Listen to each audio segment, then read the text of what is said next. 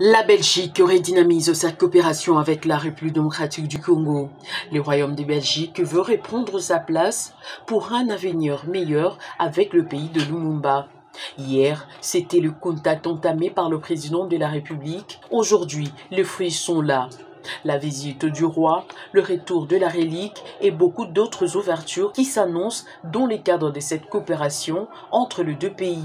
Et c'est ce qui justifie aussi le séjour quinois de l'homme d'État belge André Flau. Il était l'hôte du vice-premier ministre, ministre des Affaires étrangères, Christophe Lutundula Penapala, ce vendredi 1er juillet. Vous savez que la mission ici, elle se place dans le prolongement de toute une série d'autres événements.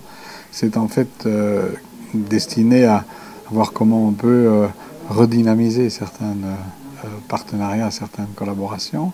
Et ici, on a parlé de la situation intérieure, sur également les questions de défense et sur les relations en ce qui concerne la Belgique et la République démocratique du Congo, notamment par la coopération au développement.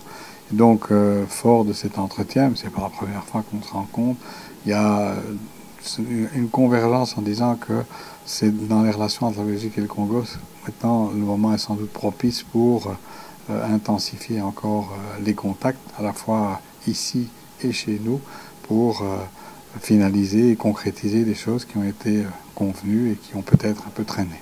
La guerre dans la partie orientale n'est pas restée en marge de cette rencontre. L'homme d'État belge dit que son pays reste aux côtés de la RDC tout en privilégiant le dialogue. La Belgique est aux côtés de la République démocratique du Congo et fait tout ce qu'elle peut faire au niveau international à travers des canaux diplomatiques pour que le dialogue prédomine et que l'on trouve le plus rapidement possible des solutions pacificatrices, parce que la situation actuelle aujourd'hui fait que ce sont des populations qui sont victimes. Il y a des précisions qui ont été apportées et des négociations qui ont eu lieu ces derniers jours à propos de cet embargo.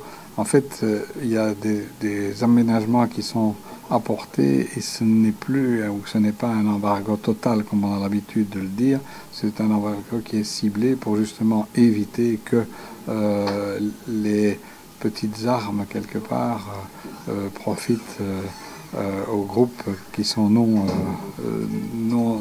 officiels en quelque sorte. Et donc je crois que embargo non, embargo ciblé sur un certain type d'armement oui, mais c'est les armements qui mettent en danger la sécurité. L'histoire de la RDC et la Belgique le condamne à aborder ensemble les futurs.